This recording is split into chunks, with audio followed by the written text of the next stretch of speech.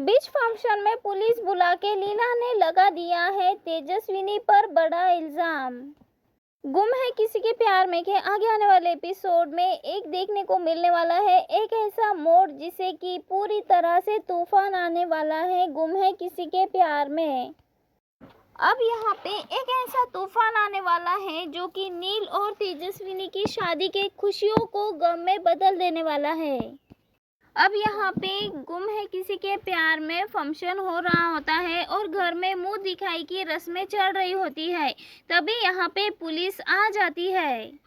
अब यहाँ पे पुलिस आ जाती है तब मेहमानों में हरदम मच जाता है और यहाँ पे पुलिस कहती है, यहाँ पे दिखाया जाने वाला है किस तरह से पुलिस वालों के सामने एक शिकायत दर्ज होती है। वो कहते हैं कि इस घर में एक लड़की की ज़बरदस्ती शादी हुई है और वो लड़की अब पूरे परिवार वालों को ब्लैकमेल कर रही है। और यहाँ पे पूरे परिवार वालों के दिमाग में बस यही बात घूमने लगती है कि आखिरकार ये शिकायत किसने की है। पुलिस शिकायतकर्ता का नाम बताते हैं तो सब लोग पूरी तरह से दंग रह जाते हैं। किसी और ने नहीं बल्कि खुद लीना ही होती है ये शिकायत कराने वाली।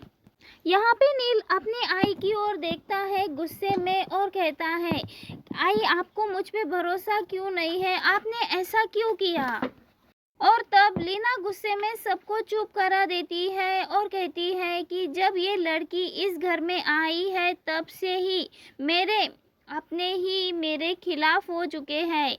तुम सब मुझे अकेला कर दिया है, कभी कोई मेरे फैसले के सवाल नहीं उठाता था, लेकिन आज इस लड़की की वजह से हर किसी को मेरी बातों से प्रॉब्लम है।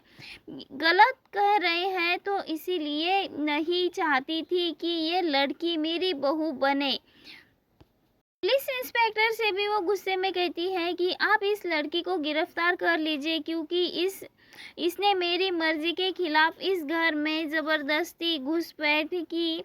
लेकिन तेजस्विनी ये सब सुनकर चुप रहती है, साफ साफ अपनी बात सबके सामने रखती है और कहती है कि मेरी शादी नील से उसकी मर्जी से हुई है और मुझे किसी ने भी मजबूर नहीं किया, बल्कि मुझे इस रिश्ते से ज़बरदस्ती धकेला गया था। और अब जब मैं इस रिश्ते को निभाने की कोशिश कर रही हूँ तो मुझ पर ही इल्ज़ाम लगाया जा रहा है।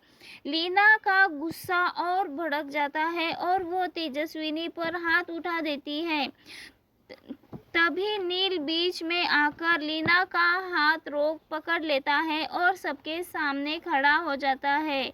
कहता है कि मैं तेजस्विनी की मर्जी से शादी की है और कोई भी इस ज़बरदस्ती का नाम नहीं दे सकता। इंस्पेक्टर साहब, अगर आप सब समझ नहीं पा रहे हैं तो मुझे माफ़ कर। इंस्पेक्टर साहब, अगर आप समझ नहीं पा रहे हो तो साफ शब्दों में आपसे कह देता हूँ कि तेजस्विनी मेरी पत्नी है, इस घर की बहू है और इसे कोई भी इस घर से निकाल नहीं सकता। पुलिस भी